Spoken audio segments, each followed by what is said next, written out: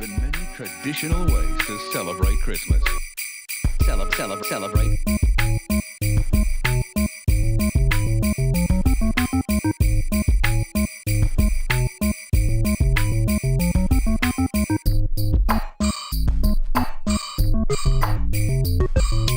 There have been many traditional ways to celebrate Christmas.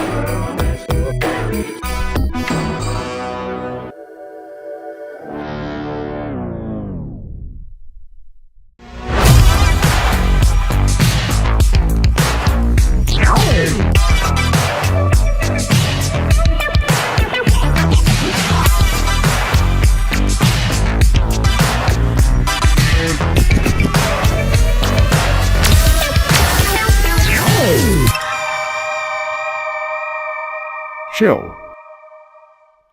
Merry Christmas, everybody. It's VFX and Chill. I'm Seth Worley. With me, as always, is Daniel Hashi Hashimoto and Michael Zalapsky. Guys, how are you today? Oh, doing just fine. Wow. Feeling super. I love when I come in with huge energy and then Skype gives us just dead pause and deep breaths.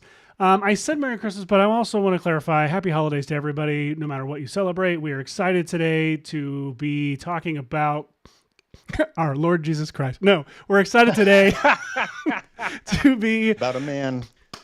to be talking not far off to be talking about America's Jesus Christ, Superman himself.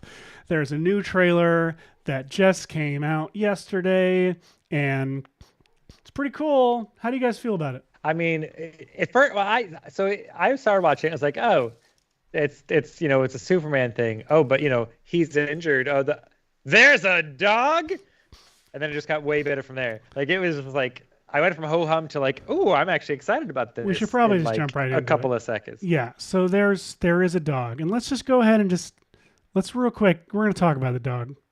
Where is it? There it is. Here it comes. Just skipping around. It begins. A dog begins. So first off, what's the name of this dog? I forgot the name of this dog. Bolt. Crypto.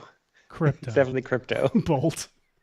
Oh my God. That's on a list of movies that I had to watch repeatedly with my children that I didn't love. Look at all this stuff. Yeah, he's named after Bitcoin. Yeah. All these people waiting for crypto to save them. It's not gonna. And you got Luther saying, "Witness me." That chat is ready for crypto, which the chat thing is not showing up, Seth. The chat thing's not showing up? It should be. Oh. I'll fix it. It was showing up earlier. Mickey 17 can throw the back of the head. Justin the Duck says Superman VFX, like face swapping the Superman actor's face with Seth's because they share the same bod. I don't have a drop that says yes. So just pretend that I used it. All right. So I do have Alonso that other says clip. there's no sound.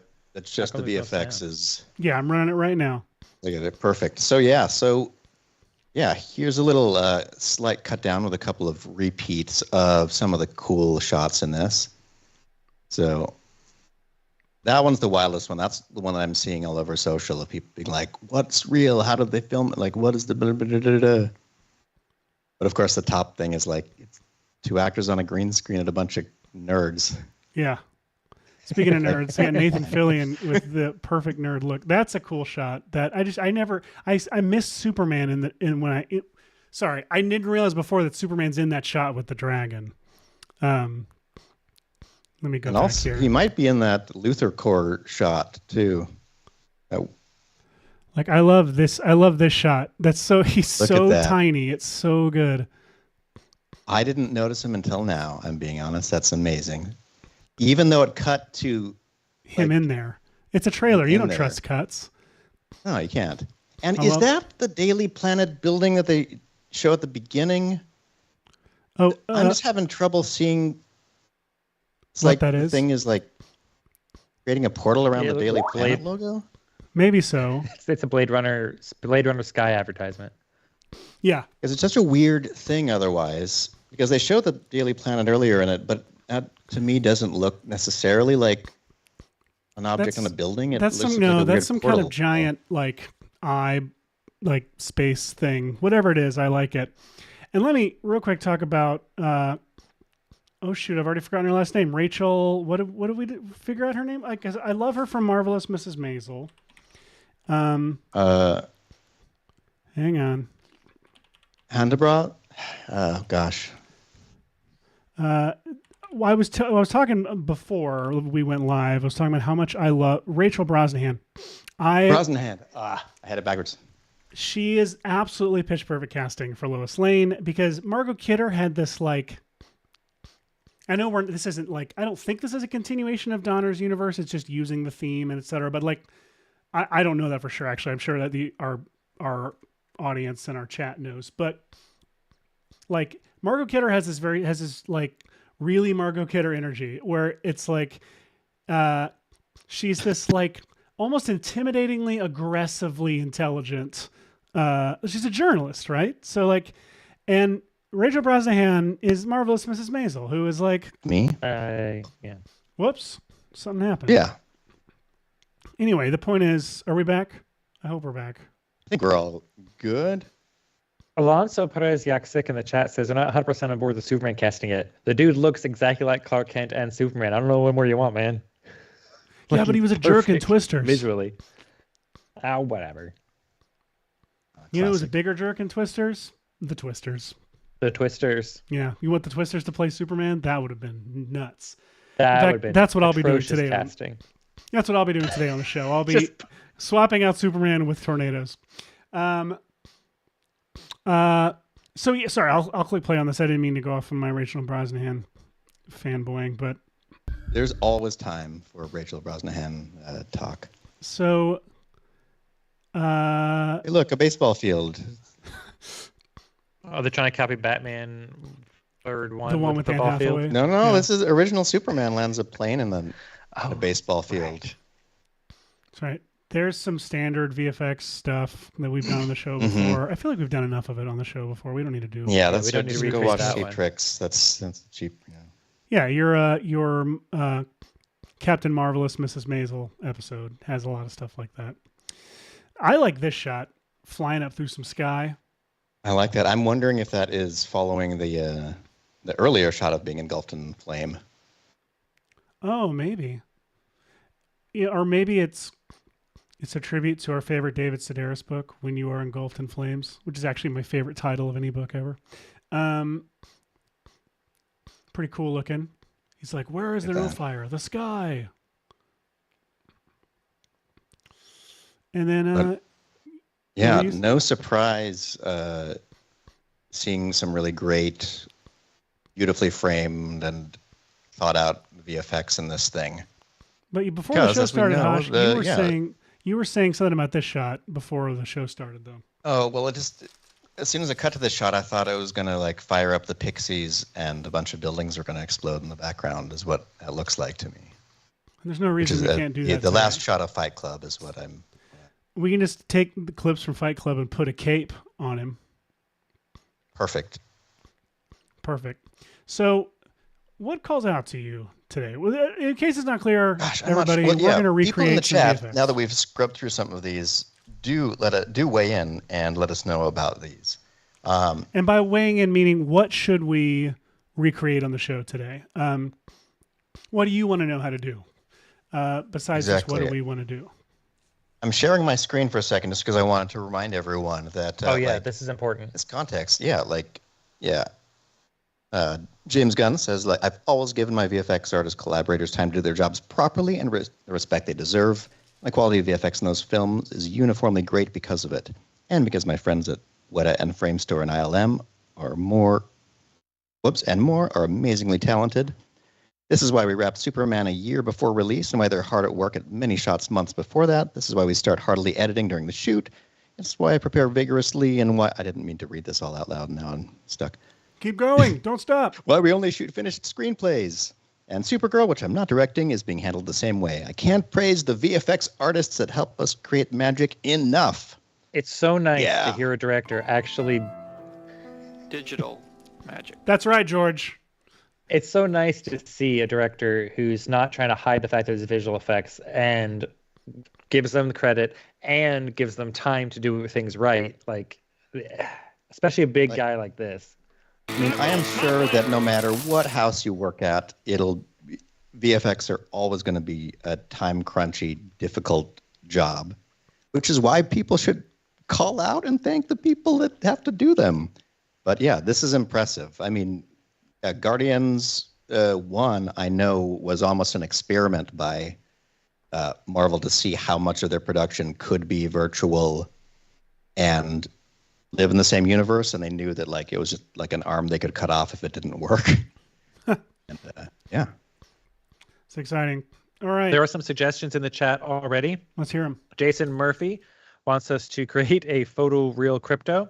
That is a shout back. Shout back to our earlier episode from just a couple of weeks ago, where we were doing Talking Animals, and it featured a special guest called Jason Murphy. If you want to see that episode after we're done with this one, the link for it is in the chat. Lisa Sari says, thanks to the snowman exercise yesterday, we already know how to do something similar to the snow scene of Superman and Krypto. And yes, there was a very fun show that just happened yesterday. Good to see you again, Lisa. Snowy things. If y'all missed that one, it's quite fun. Very fun. I don't know where the replay of that one's at, or I'd put the link up for you. It's somewhere. Oh, there, I got it. Hang on. It's also in the chat. Building a snowman. That link's in the chat. It was quite fun. Artists from Perception and Maxon were working together to do snow visuals, which was quite good. Very fun stuff was made. It's definitely watching. A lot of cool tips in there. Yeah. Justin Leduc's a suggestion. Crypto Snow Trail looks like a sandworm. Maybe a dune sandworm shows up instead of the dog, which is a fun VFX and Chili sort of thought. And of course, then cut to Superman riding the worm, obviously. Freebie Chillbrother wants you to replace Krypto with a cat. Funnily enough, I saw an edit on that. I don't know if Seth, if you got that to show, but it was a funny edit someone made of that scene. I shared it in the Slack. Hashi might have it handy. Oh, let's see. Was it the image that was in the... Yeah, that image I put in the Slack of Superman calling a cat instead of calling his dog. Rick LOL wants us to make a 3D flat Stanley. The default from cube from the book Flat Stanley from the series. Yeah, amazing. The chat was having a whole separate discussion about that back in earlier. The default cube says, "What scene are you creating?" Yes, default cube. We're asking you what you want us to do for that. So it's up to you. Well, it's not up to you, but we're looking for suggestions, and we will take them or not, as it may be. Lisa Sari again says, when Superman pushes the snow particles, it's just like Hashi's mowing of the snow. Yes. Again, that was a very fun show. If y'all missed it, you should definitely watch it. Yeah, it was some silliness. But some really great tips from the Perception artists who came ready to do cool stuff. It was really, really cool. And Darren Frankovitz wants you to make the dog fat. Because, yes, that's... Because Krypto is setting these unrealistic body expectations. Oh, that's so good, Darren. So that's what the chat has said so far. Now I So I lots do of like the idea. crypto-centric stuff. Well, everyone loves crypto. I do want to talk about how you could make that speed trail of crypto. That shot of him running towards the camera in the very beginning in the snow. I think that's a very fun one. Hashi, I really want to see you do if you kind of work out how to do the destruction of Superman's grabbing that child and protecting them from the rain of debris, because that's something a lot of people online were talking about, was how this Superman movie has Superman actually saving people like Superman should be doing. And it was great. Like that shot resonated with me as well, when he just grabs her and protects her. Like that's so Superman-y and such a kick-ass shot that I really liked it too. That is really Wait, cool. you don't think Superman just straight up killing bad guys and killing people with blood is cool? I mean, it's fine, but it's blah. I like the old Superman. I almost was going to refer to the Zac Efron Superman, but that's not the right Zac one. Efron That's not the... Superman. Matthew, The Efron cut? Matthew says people don't realize that crypto is actually a velociraptor, which... And Okay, Darby that Jacinto is is joining in. We could do Raptor head that. on crypto, please. Yeah, that's a good suggestion for But with Raptors, for sure. Or Just just replace it with a little velociraptor that just comes and... Or just I mean, that's the funnier version, but you could also just raptorize Superman as well. And I'm people not hate reading him. this out loud, but I'm putting it on the screen for you all to enjoy this comment from Frigby. Rickolol really wants to see a 3D flat Stanley. Like they're all about it. Why flat Stanley? We've had that on the show before. That's been recommended before, and I probably the same person recommending it. And Alonso Perez wants you to replace Superman with Zac Efron. For the Efron cut. Yeah, Uh-huh. we can do it. If you haven't Goodness. seen, by the way, have I talked about it on this show? I've talked about it on my other thing. Well, if I remember the title, the wrestling movie with Zac Efron and Jeremy Allen White, the Iron Claw. it's like Iron Claw.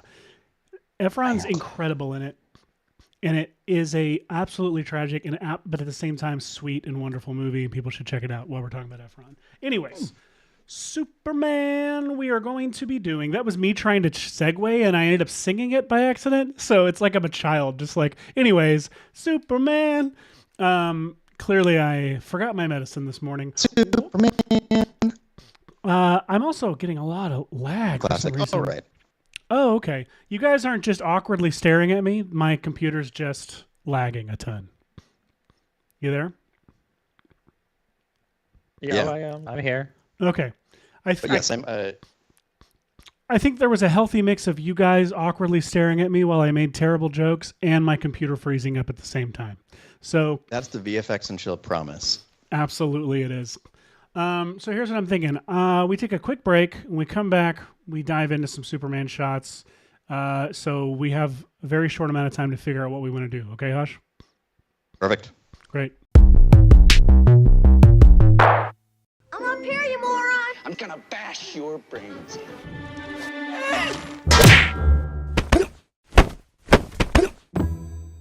Give up, or you're thirsty for more?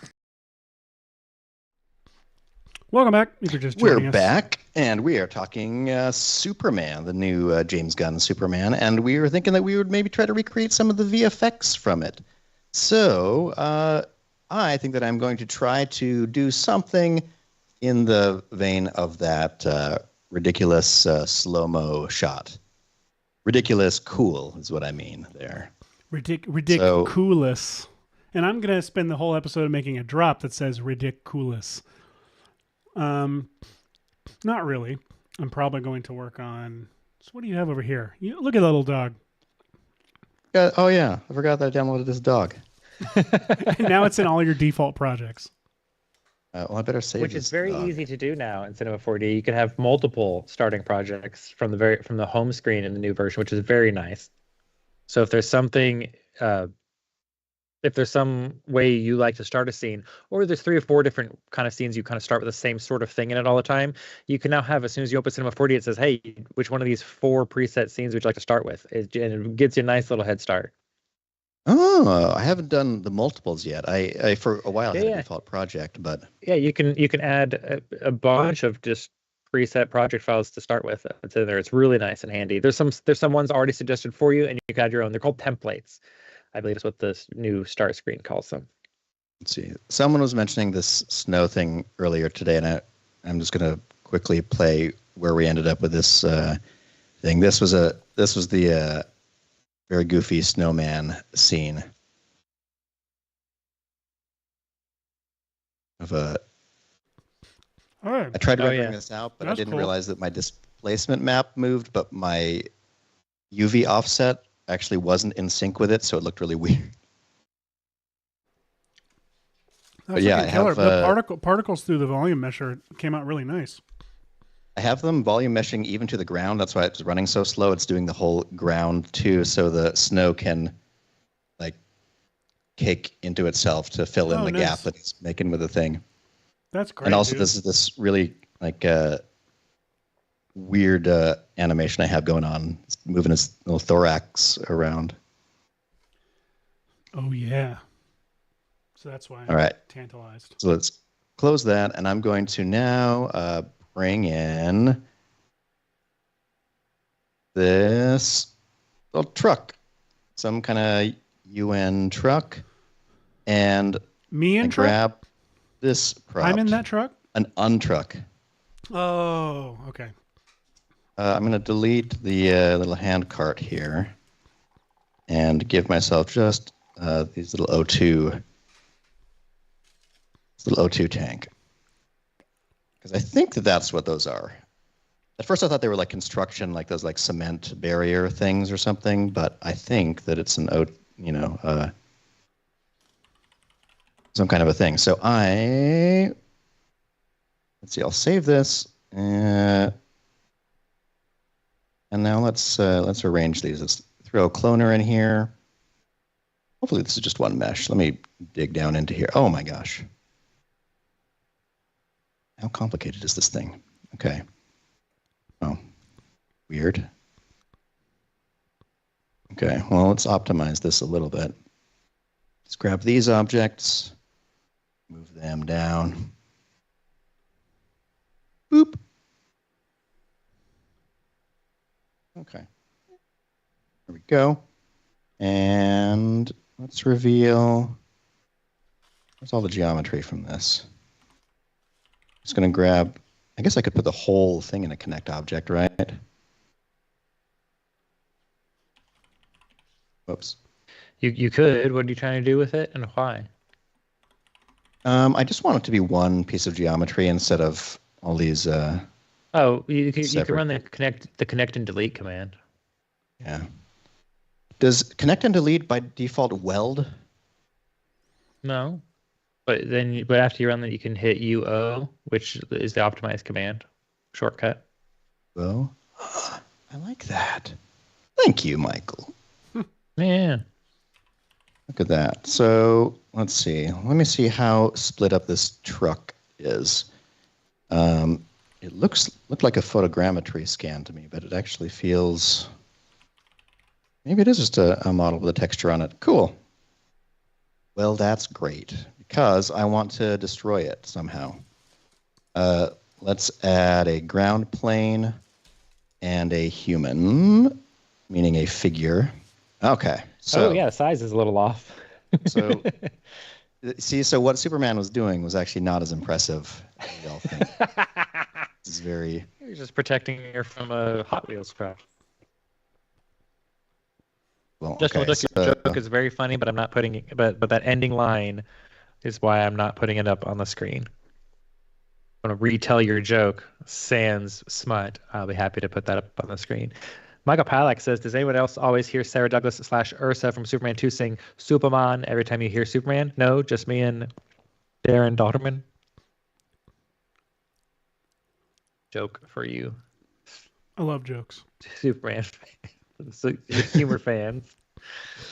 Oh my gosh. Yeah, Superman, what a cinematic history. Let's see how. I mean, and not just film history, but a graphic novel history. Like the first Superman comic came out, before There's a before I comic? was born. I was going for the same thing. Because we're friends. It came out in the 1930s. Like that's a long time for something as silly as Superman to be around for. Speaking of a long time to be around, Yeah. has anyone been able to read the sticker on the corner of our episode today? The chat hasn't mentioned it yet. Well, chat, get your freaking act together, because today... Let me tell you about my friend. Let me tell you about my friend, a little guy by the name of Daniel Hashimoto, who today is XX years old. That's right. Solve for X. Double solve for X. I'm giving you no constants. You just have to solve the variables. This man, we love him. He's a year older today. His name's Hashi, and I prepared a little video for you. I didn't at all. I absolutely did not. You prepared an amazing birthday video for me, and your video for me was for TIFF, and it was incredible. And I did not make you a video at all because I'm terrible. But listen. But what I did know was how to reset the scale on an object. I thought there Well, see, because he celebrated Jesus' birthday on the 22nd. Why? There's a lot of birthday Hashis in the chat. Thank you, everybody. From Jason Murphy, Darren Frankovitz, John Birmingham, Justin Leduc, all wishing you a happy birthday, Hashi. Aw, thanks. And Brian as a Smith said, happy birthday. present, And someone let me know how you reset the scale on something. I thought that there was a reset scale. There's a reset command. transform command. Yeah, it's in the commander. Do the commander thing. Well, how come it doesn't come up when you type the word reset? That's not what it is. It should reset transform should be a command that comes up when you search for it. I always type transform. Like or I want like to. that. Do I need to freeze it first and then? What exactly are you trying to do? I just want this oxygen tank to be the right size because if I put it in a cloner, it was making it. Oh wait. Maybe Put it in a null object first. Put it in a null object first. That's what the problem is. Why? So because transforms of an object are not reflected in the cloner. So put it. Stop what you're doing. Make a new null object. I know. Oops. Put that in the null object without the null object being transformed. There you go. Ooh. It works that way for a reason. No, I know. How many do we want? All right, so yeah, I'm putting a bunch of O2 tanks in this little cloner here. Gonna fill up this cart responsibly. Say like here and while you're working that out, Buster Barnes says that they thought all the visuals and effects in the trailer looked great. I think a lot of people who are hating on it online were just haters before the trailer even ran. Yeah, I agree. The trailer, we loved it. Thought it looked great, and yeah, you're correct. Michael Palak wants it to be a red Christmas truck with green tanks instead of having a tree, or a green truck and red tanks since we've already got red tanks. But can't do that to a colorblind guy on his birthday. We're gonna stick with these Christmas colors. All right,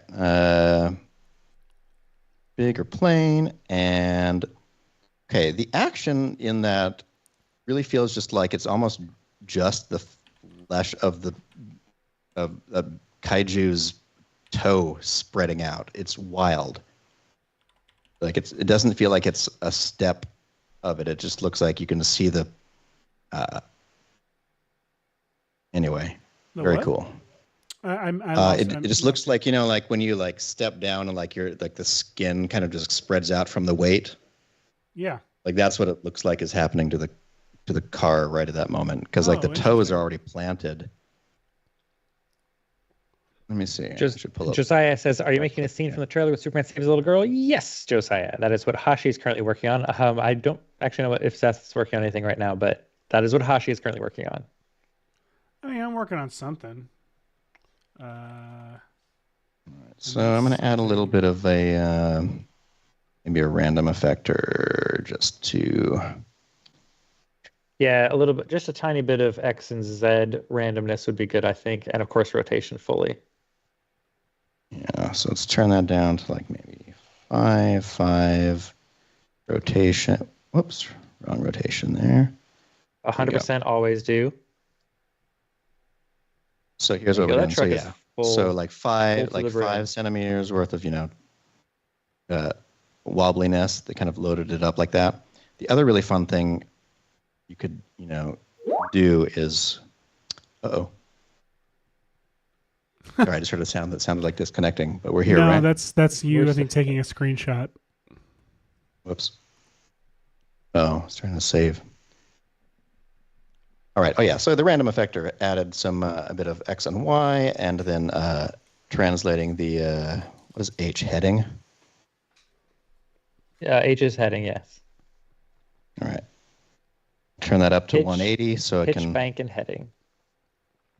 rotate like that. And then what are we going to do next? Let's. Oh, hey, Stefan Caretti is in the chat. VFX Stefan, supervisor on Superman. Are you kidding me? Hey, Stefan. What the heck? Welcome. Stefan. Happy holidays to you. Thanks for joining in. We Yes, love absolutely. Happy holidays. And we very much love your show. I have you pulled up here so we could talk about you during the show. 'Cause I'm a stalker. Perfect. So, just what you'll do now is currently just in the chat, if confirm you in have the any chat questions. what's correct on your Gosh. IMDb page. Here we go. Well, Starting welcome. We're honored. We got to have you on to talk about this. we really should have thought about reaching out to people and asking if they wanted. But I mean, I guess people can't really. They're all on NDAs. The movie's not out yet. But Yeah. this is very, very exciting. We love having experts in the chat listening to us ramble on about whatever the hell we're doing. Oh, and we have Caleb Natala in the chat as well. Didn't realize that we had this new channel. We do. Welcome, Caleb. Yes. Welcome to the VFX and Chill channel. And for those of you who are joining in on other places, Maxon Trinity YouTube channel, Maxon YouTube channel, etc. We are in the Red Giant YouTube channel. We're streaming to all of them, but the main bulk of the chat is happening over here on the VFX and Chill YouTube channel. If youtube.com/@VFX and Chill. That is a place where the main chat is happening. And please don't forget to like, comment, subscribe, all that kind of fun stuff, so you get all this VFX goodness in your inbox. And Stefan, how am I need to know, am I pronouncing how is this name pronounced? Is it Stefan, Steven? Yes. Well, anyway, everything on the IMDb page is correct, that they say with a wink. We did it. We confirmed it. Made Guardians of the Galaxy on a laptop. Oh, Guardians was so good. My goodness. Specifically 3. Okay. 3 was, people don't talk about Guardians 3 enough. Okay, so Hashi, you're over there doing that, which is incredible. Yeah, I feel like this is very visually not exciting what I'm doing. Well, I'm doing a pretty what's seemingly straightforward. I'm ignoring the fire for right now and just focusing on mainly just this kind of dynamic sky shot. And what I've started with is I've got a 360 sky panorama that is part of Andrew Kramer's Sky 360 or Sky Map 360 Sky Maps. I think it comes with the Sky Kit, flight kit or whatever it is. Just because I had it on hand. I know for a fact we have 360 HDRs in the asset browser that I did in that trigger that we have in the asset browser. There we go. But for now, I just had this on hand, so I'm using this. But in After Effects, I am using our old favorite, Trapcode Horizon, which lets you... Oh, I just got rid of my FX control window. Lets me reference this sky map and then brings it in. Let me create a new camera and show everybody what I'm talking about. If I turn this camera off and now my camera in After Effects has this 360 background. Ooh, It's an old effect, but a good effect. A For very this good effect. sort of thing. And the reason I got it is for the background. Oh no, I absolutely ruined my camera. Hang on a second. Oh, is because let's look at the reference. An interesting thing happens when you're especially like shots in the sky. Like so often the parallax you're looking for, the sky is huge and the sky needs to actually feel like vast and those things are really far away. Parallax and like scaling doesn't necessarily happen very easily. And so you end up like if I take this camera and I just pan it, only my foreground text is moving, but my background 360 map is not moving. And that's because it's representing this background and this horizon that's like so far off that panning isn't going to do anything. It's not going to make any dent. But if I pan around orientation, I guess what I was doing was tracking there. And now I'm panning. If I pan around like a point of interest, I move it around. Now you see that motion happen from the background. And so I parented the camera to a null and given it the orientation, specifically a wiggle parameter, and the position of wiggle parameter, just so that'll also show up on my foreground. So now and animated this moving up and down. And so you can see there's this really interesting look that's happening that makes the text look like it is like it's closer to camera and our sky is like significantly far away, so far away that it doesn't get that like the actual any kind of like tracking or like lateral or up and down movement doesn't get noticed. Only the orientation stuff gets noticed. And that tricks your eye into thinking into giving this feeling that you're actually in this vast open sky. Was that a reasonable way of explaining this, or was it? I think it was a good way to explain it. And our friend is having to go work on the movie now instead of watching us talking about it. But thanks so much for stopping by. That's nonsense. No, I'm kidding. Please go make it. We're so excited for it. We are. Oh my goodness. How cool. Happy birthday, Hash. I got you I got you a VFX soup. Oh, you did. That's so nice. All right. I'm curious if I try fracturing this truck by doing like an explode and connect situation, if I love exploding and connecting. It will look neat, or if I'm just going to overwhelm this. Sometimes just as a guess, yes. Solid. Sometimes it's just if you need to destroy something like this truck, but you don't want to get into all that because like this truck had a bunch of different little pieces. Let me show you.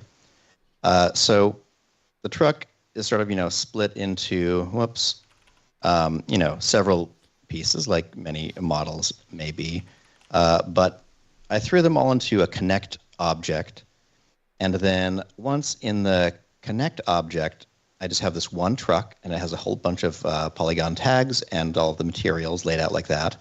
And then if I put them in a fracture object, and I go to the fracture settings and switch it from straight to explode segments and connect, what that'll do is it'll basically try to look for connected pieces of geometry. And my guess was that they had not self-connected all of this stuff yet in the original model. And the fracture is proving me right. So if I press play, it's sort of like if you just, were selecting points and grabbing, yeah. That's so good. Look at that. So much better than anything that I would have tried to do, like starting with a base model. Yeah, and look at that, like even the little like bolts and so really all you really need is just to give it some initial velocity and then put something in front to stop it, and you're going to have it like automatically getting exactly what you need. I kind of will actually, and this is because right here the dynamics are set to trigger immediately. If you didn't want them to do something like this, you could say on collision, and press play. I have no idea if the tolerance will still make them explode. Yeah. They're kind of overlapping, and so they're just trying to get out of each other's way. It's possible that if I went to the collider tag and lower to the margin, thickness and stuff like that, you could deal with it. But it does actually explode immediately. So I'm just going to deal with it. Let's go to the project settings. I'm going to switch it to 24 frames per second. And I'm going to go over to the simulation and switch this and the scene to maybe like a 0.25 time scale. That's probably not as slow as it really appears in the, or sorry, it's not slow enough for how it appears in the movie, but yeah, look at that. I just want to give it a bit of, of that kind of a feel. So Rick LOL in the chat is saying, can we have Stanley be the replacement for the little girl, please? Flat Stanley. Goodness gracious. And Alonso Perez Yak6 says, we should have a drinking game where everybody drinks every time Rick LOL says Flat Stanley. And I have been. I'm so drunk. Stanley exist? I know there was those little Gumby style toys. Look, I'm just going to be honest. But what is a Flat Stanley? I don't know what it is. It's like a book about this I think, picture books about a character that's as flat as a piece of paper and gets into obviously the inspiration for that one X-Files episode or something. I don't know. Oh, what's his name? Yeah, but I just don't know if did he exist in some other medium that I don't know about? The chat, apparently. Lisa Sari is enjoying your simulation. Hashi says, that's so cool. Your computer must be powerful. Hashi's computer is actually not. Mine is it's a 2080 from, it's about 5 years old now, maybe 6. I mean, it's still a good computer, but it's just an older computer. Sure. Ajmal Basil says I'm sorry if I pronounced that wrong. Says it's crazy how you recreate movie shots just by looking at trailers every time. And I keep wondering where you get the ideas that this would work. I mean, it worked for them. So that's the thing. We're not coming up with the ideas. We're just coming up with the implementation. Yeah, we don't. That's a very, very good thing to know. If you're ever, if you're trying to learn, it is great to try to mimic other shots and stuff like that because a lot of the creative work is done for you. If you're creating from scratch, there's a whole lot more work that you need to do. We have a quick little tip from our VFX supervisor in the chat. They says, by the way, what you see in the trailer for the shot of the truck destruction in-camera special effects for the gas tanks, smoke, and debris. It's a nice mixture of special effects and VFX. We like mixing things. Yes. That's killer. I love that. I had wondered about it, but I often these days, whenever I think something might be practical, it almost always is actually digital. So that's why I didn't want to speak up about it. But that's very, very cool. Man. I mean, yeah, and I don't know if I know that FrameStore does a lot of. James Gunn has worked with everybody, but I know that FrameStore has done some really, really cool stuff. And I don't know who would have worked on individual shots in the trailer yet, but excited either way. Very excited. Okay, I'm just doing one of my... This is almost always how I set up a simulation, is I just get a sphere and give it a couple of keyframes of animation as a collider object, so I can just do something like this.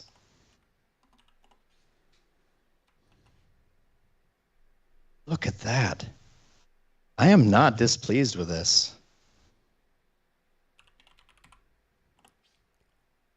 Weta did this shot, Hashi and Seth. Oh, Weta. Nice. Never throw Weta under the bus. It's Weta under the bridge. Okay. Okay.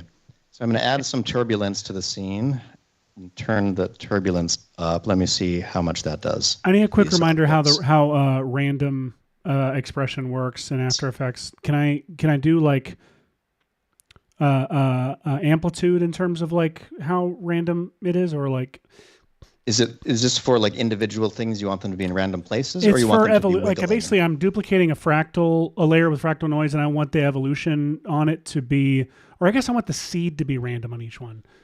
Yeah, there you go. Okay, never mind. But I can just do random and then parentheses, right? I don't have to put any, and it'll change it based on the index, right? Just like Wiggle does. It should. And I think you can define how random, like between 0 and 1 or something like that.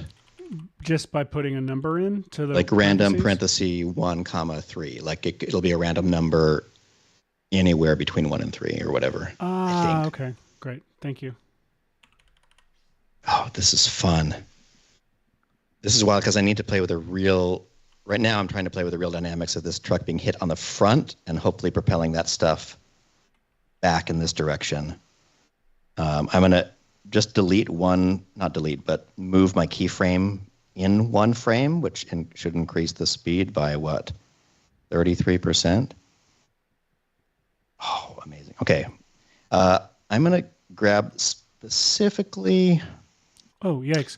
This front part of the truck is bumming me out that it's flying so far. So let me see if I can separately deal with it. Or actually, hey, maybe I Hashi. could just put my sphere in a different spot. Yeah. Darren Frankovitz is wondering, do you ever use custom initial velocity on your simulations to make things just start with motion? Sometimes, but I prefer the actual impact because of the like dug that you get from it. Pardon? Like the pool balling. Like look at Yes. like this. Because there's some custom initial velocity I feel like is too well I'll demonstrate. I think that if I go into the collision settings, the dynamics, and say custom I'll do custom initial velocity like this. 1,000. Let's see. Actually, what is it doing? Let me turn off the sphere. I'm trying to think of what direction that in. Okay, so like that's whatever, I need to do it in Z. Right? Oh, negative Z. Come on. That does actually give it a kind of impacted feel. So there's another thing you could do without a stand-in object. I'm going to turn that off, and I'm going to switch back to my collider, but I'm going to make the first keyframe up higher, and then the second keyframe down and through the ground. I'm trying to catch this one piece, and granted, I could try to go in there. So you could be king of the pirates? Yes. Boom. Oh, yes. That's happening. Hey, Ajmal Basil is asking, what really is important, GPU or CPU, RAM? What is it? Working for the past 6 years and I still can't figure out. Honestly, it depends on what you're doing. Simulations used to be much more important to have CPU, but now that Cinema 4D has a unified simulation system that works on the GPU, the better the GPU you have, the faster it's going to simulate, and the more you can simulate, especially Pyro. In Cinema 4D, the larger your Pyro sim goes, the more VRAM it eats up. So having more VRAM on your GPU is very helpful for that sort of thing. Now, of course, it's got ways to handle out of core, but still, it's much faster if you have enough VRAM. And of course, now that GPU-based renderers are kind of the de rigueur, it's much better to have a good GPU for those as well. Whether you're using Redshift or any of the other ones that are out there, having a good GPU for those is important. But a lot of things are also still CPU-based, especially if you're working in After Effects. There's a lot of things that you just need a decent CPU for. And of course, you want at least 64 gigabytes of RAM, I would say, if you're working in After Effects. So, it's just a balancing act. You get the focus, find out what your main focus is going to be. If it's on simulations in Cinema 4D, then probably a GPU is a good thing to get. If it's on rendering, you really need to focus more on GPU. But if you're just kind of looking for a general workhorse machine, you might need to back down a little bit on the GPU so you can get more RAM or a better CPU. And of course, you're going to want to get some really fast solid-state drives as well for caching and After Effects and that sort of thing. Let's see. I am diving into the asset browser. I'm going to import. It waited till you started talking. Actually, no, I don't like that. I'm going to import. Let me try this one. Justin is asking, can Mike go one episode without quoting One Piece? No. Okay. Hey, what's real quick? What's the expression for basically making it a wow? What am I looking for? A positive integer, never negative. Absolute value. Math.abs. Thank you very much. We've got this baby angel. I love the baby angel. All right. I'm just going to connect and delete here. And I got the rig. Wait, so how are they doing this? Controls, there we go. Okay, we're going to connect and delete. Okay,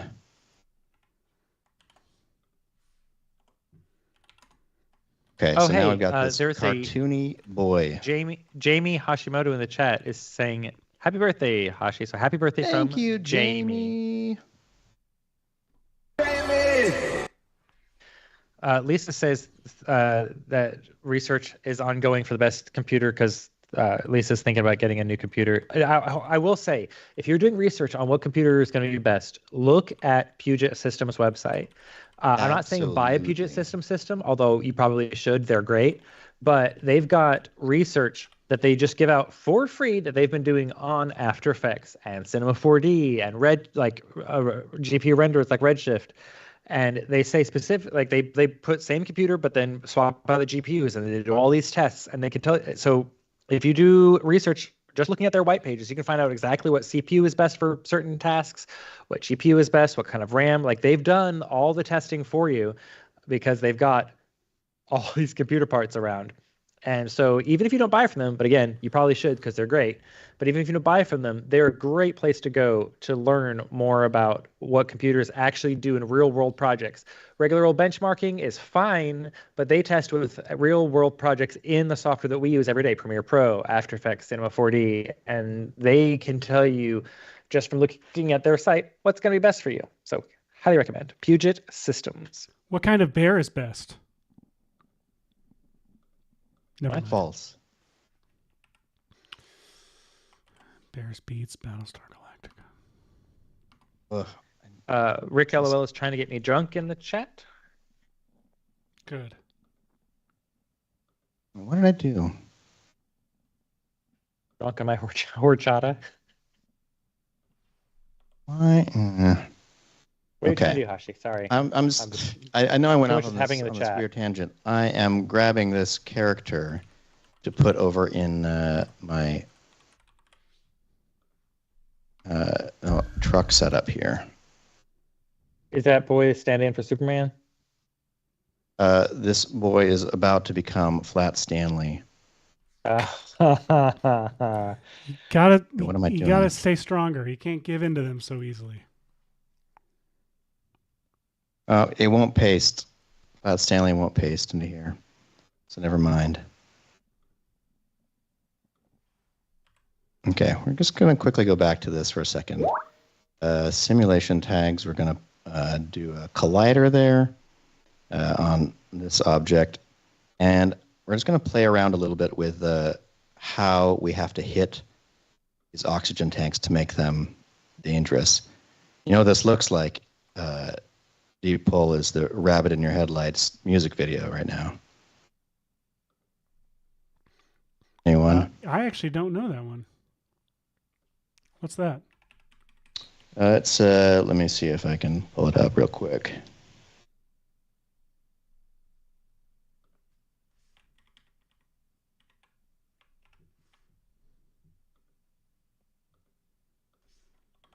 Neat little I knew it wasn't Radiohead. Tom York. Go poopies. And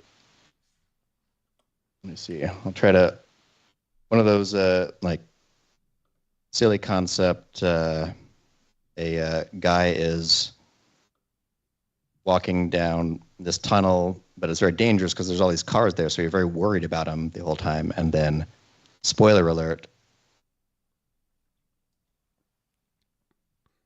Oh yeah. I have not seen that one. But you did reference no oh, that surprises. cut well. You did reference no surprises a couple weeks ago on something, and we're like, you're Oh, probably in the, too young to know that reference. And I was like, go to hell. I absolutely know no surprises.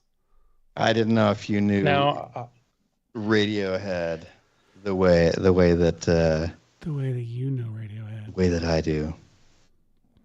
Hey Hashi, if you want the tanks to have to be a little bit different, you can add custom mass to them so that they're heavier if you would rather like them to, or lighter, depending on how you want them to fly in your scene. Wait, what did I just do to the tires? Come back, tires. It's something. The tires disappeared. Oh yeah, that's a good point. I could make the truck heavier and them lighter. Depending on how you want them to fly, yes. Yeah. Okay. So yeah, It's good something point. that a lot of people overlook in simulation stuff is they just, I mean, I know you know this, but it's important to get some varied mass on stuff, because Cinema 4D kind of gives it a mass based on its size and whatever, but some Yeah, things like look the at same that. size Just are heavier than others. Making the Yeah. truck heavier than the tanks already gives them just this crazy amount of lift like that. That's an insane amount of force. All right, I'm gonna spread out my collider by one more frame. Just the keyframe down at the bottom. I'm just dragging it wider. It's actually behind Alonso's quote right there.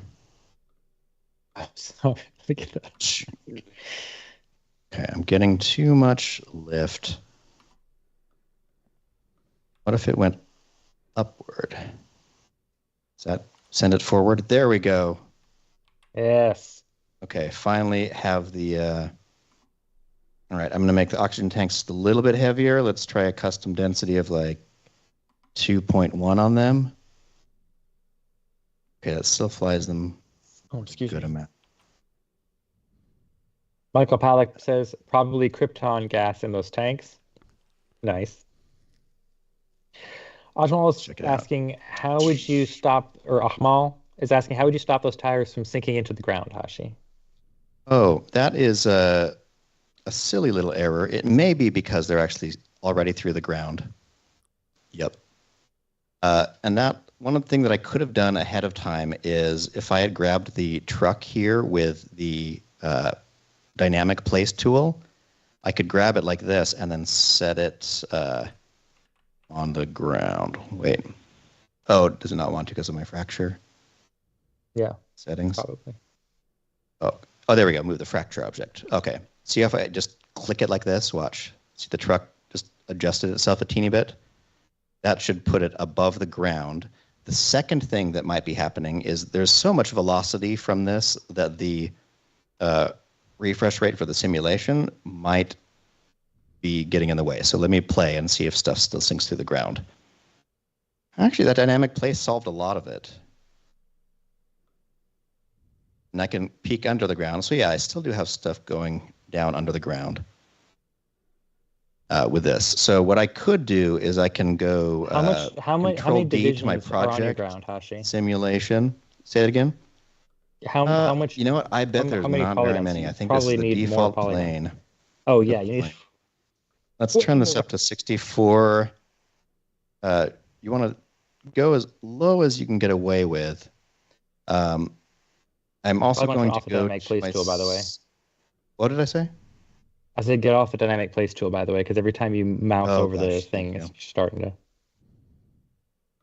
All right, so I'm going to go back to my project settings simulation. Right now there are 20 substeps and 2 passes for collisions.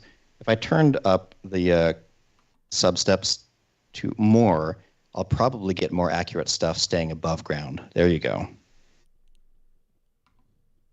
And it didn't hurt the performance very much either, which is amazing. So let's slow down this collision sphere. Actually, maybe I could slow it down by adjusting keyframe 1 a little bit to be a little closer. That'll slow it down, right? Okay. Still too fast. Fine, I'll spread out the keyframes by 1 frame. I wasn't getting enough now, I'm getting way too much. Let's just go add some weight to both of these objects. We'll say the truck weighs 40 and the tanks weigh 10. Still a lot. I can't tell if I'm getting more when I increased the substeps. That would be weird, right? Not necessarily. It could mean it's hitting it more heavily than before because it's contacting it correctly. Oh yeah, that's a good point. You know what? I'm going to go back because actually it's slower having more substeps and I don't really care. Okay, so those are going very high. Don't forget to set the keyframe. Oh, you have auto keyframe turned on, don't you? Like a maniac. I sure do. I'm a maniac in this way. Can't handle it. I do. You got to try it. All right. I will say, for this kind of tweaky setup that you're doing right now, it does make sense, but it still frightens me. This is a ridiculous amount of playing around with this. Oh my gosh. I feel like I'm getting farther from my destiny instead of closer. Well, meanwhile, I've got some fun cloud stuff. Yeah, what are you up to? So, It's working on this one simulation. Oh, look at Sorry, that. everyone. yeah, so this is really cool. I did not expect to make the foreground clouds this way, but I really like how they're coming out. Whoa. So I was going to find just some stock like mist and put that in the foreground because I thought that would be really cool. But then I realized like I could kind of procedurally make this. And so what I have is, let me find one of these and just turn all the layers off. So I've got,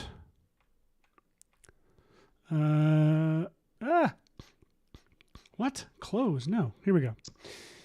Save your project file, by the way. I just did. So Okay. I've got just a solid layer that I've made 3D.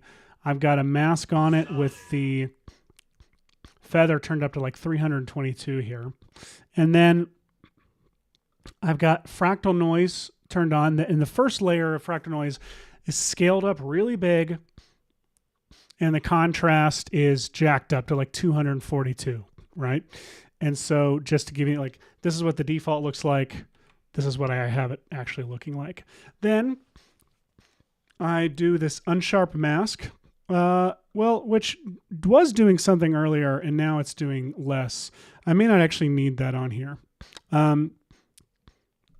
Unmult turned on just to give me just the white and not the, just the bright parts and not the dark parts. And then another layer of fractal noise, and this is the cloud texture. And what that's doing now is that is adding this cloudy fractal noise on top of, basically I have now a solid that is only these like white parts of the cloud. And it's putting the new fractal noise is now going on top of that. So I end up with these like natural, like kind of organic cloud shapes with the cloud like fractal noise on top of them. And so then, I've got my horizon sky, here in the background. I've got a camera moving up through all of this. So the trick here, first off, is I have on the opacity, I have an expression here that what it calculates the length between the comp camera and itself, and essentially it says if the length between the camera and itself is above 1,000, keep the opacity at 100. But once it dips below 1,000, then set the opacity to be the cam length times 0.1. So once the length, like basically as it gets closer to camera, once it's less than 1,000 between itself and camera, it will then start, the opacity will then equal the length, but obviously divided by 10. So it goes from 100 to 0 instead of 1,000 to 0.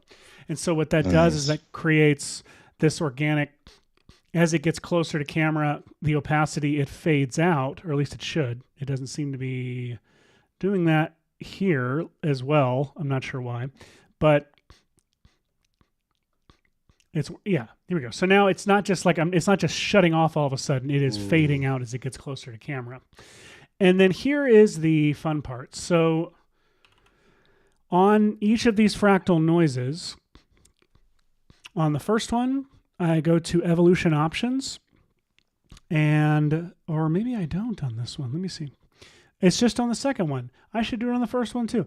I don't know how that happened. So on the fractal noise, I'm going to go to random seed, and I'm going to alt click on that timer. And then in here, I'm going to type seed random, and in parentheses, I'm going to put index. So it's using the index. I don't fully know how that part works. Timeless equals true. This is the most important part. And then random, and then like you said, Hash, I just did between 2 and 1,000, 1 and 2,000. Just randomly picked those numbers. And now, so you understand what seed random does, let me just turn that off real quick and just have it set to random. And you see, it's just like freaking out because that random seed is changing with every frame. So if I put that seed random expression before it, and especially with the timeless equals true, now it stays, it doesn't change across every frame. Now, I added these expressions so I can then take and just duplicate the fractal layer, push it off further, move it up in space, and you have a completely different cloud. Exactly. Nice. You know what? I think I will say you could simplify your random expression down to one word. Index. You are totally right. Holy crap. I'm an idiot.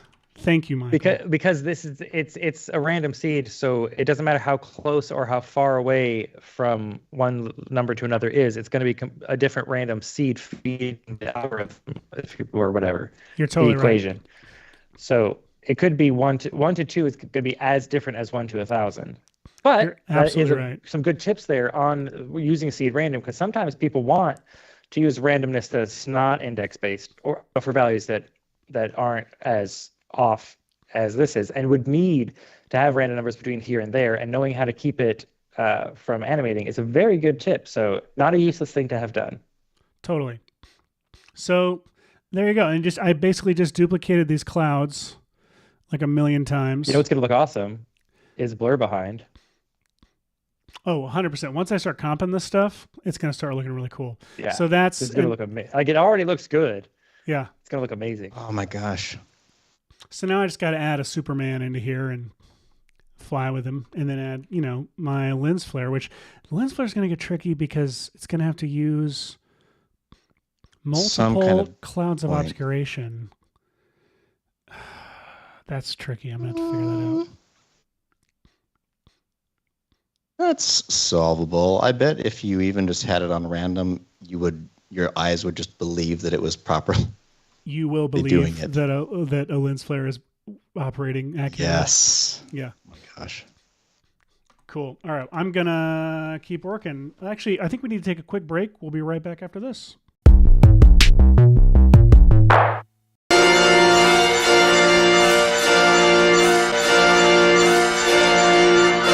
hope that's not a hostage.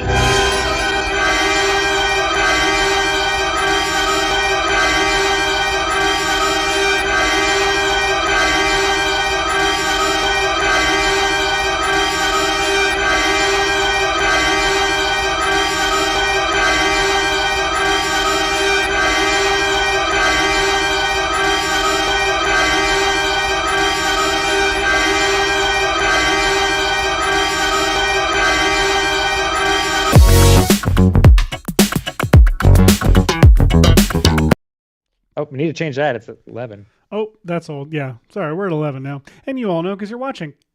Welcome back. We're doing Superman Welcome back, stuff. everybody. We're doing Superman stuff on our Superman's birthday. Superman equals Hashi. Hashi, where are you at? What are you doing? I am creating this little cube right here. Good job. And it's very, very cute. This cube is so that I can set this cube on fire. I'm actually going to make the cube invisible. But how many more times can you hoping, say cube? I can say it 2 more times. So the cube is going to emit some pyro. I'm glad you paused for pyro. And what that's going to do is create a little bit of extra when this truck bursts apart. Now, earlier I had it, instead of on the cube, I had it on the truck, and I actually might like that better. It was kind of interesting this way. So let me, I'm going to go to my object and change the voxel size to 5, just so it's not a super difficult thing for it to calculate. But right now, the truck pieces right at the beginning generate some dust that I thought might look cool. But the dust is not really moving with the, like, getting stuck on the pieces the way I was hoping that it would.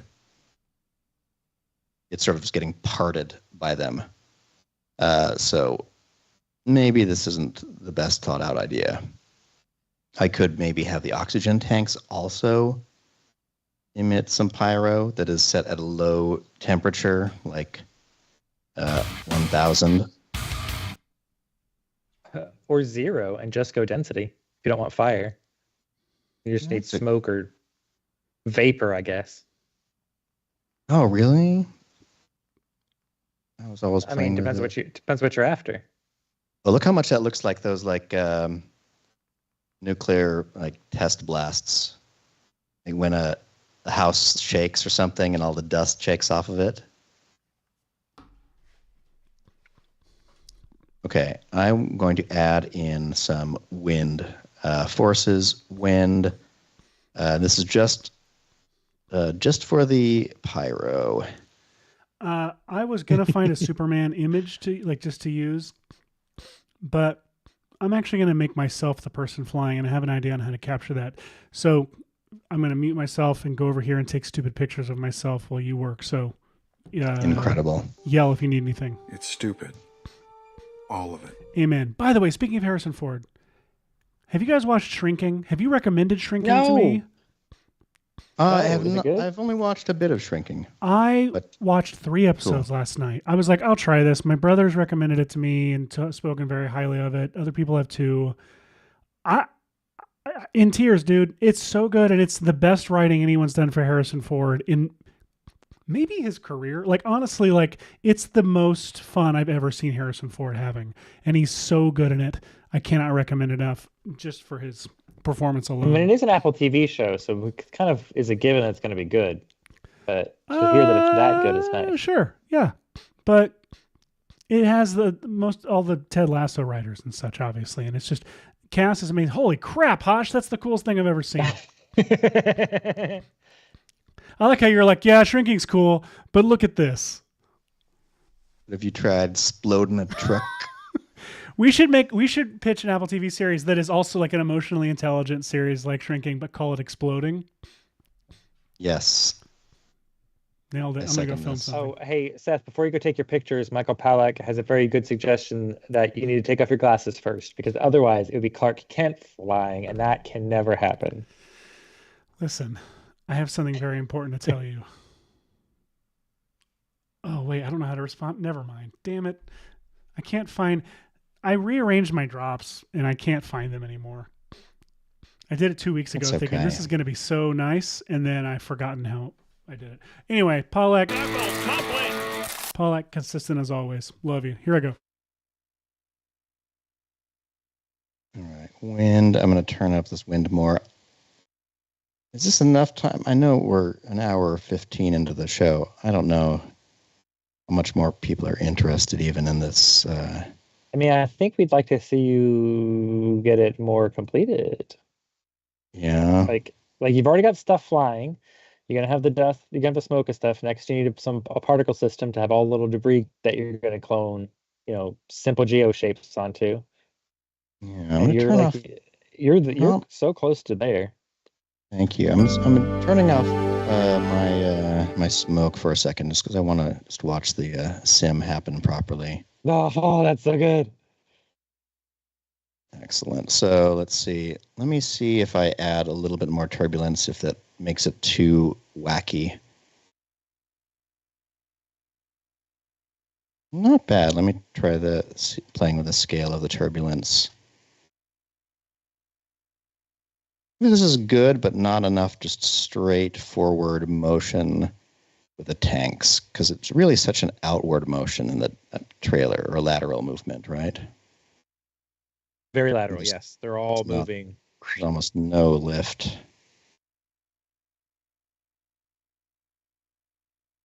Oh, a boy. lot of lift I'm probably getting because of the... How did the shoot go? I have... Give me a second. All right, I've added some frames just so I can let these get a little bit further.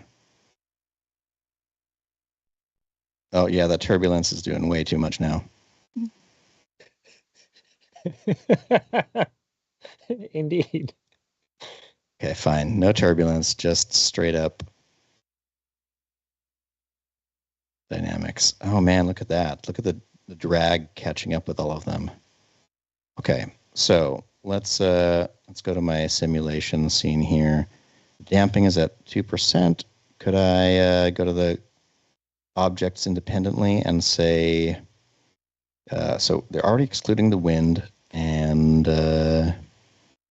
let's turn down the density a little bit. Michael Pollack wants the tanks to be heavier, so they come down a little bit more and hit. Now, keeping in mind, you can also add forces that are specifically on certain things, like you could make extra gravity on the tanks or on the truck or on anything, and have it only affect certain things in your simulation. This is true. And Josiah is pointing out very specifically that the tanks have to hit the dummy. And yes, they have to hit the dummy. I agree. That's one of the coolest parts of that shot. Okay, I have something to report how my shoot went. Okay, first off, here's the footage that I took my camera, I put it on the wide angle, and nope, that's not going to work like I thought it would. Yeah, I haven't really watched it. That's what I have, and that's not very good. Wait a second. Wait a tick. Why? I can't understand what's happening.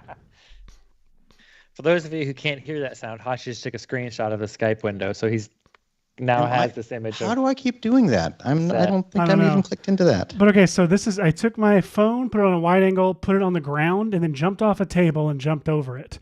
Now, I'm too close to the camera. It looks like I'm up close with a wide angle lens. It's not lit. It's this isn't going to work, right?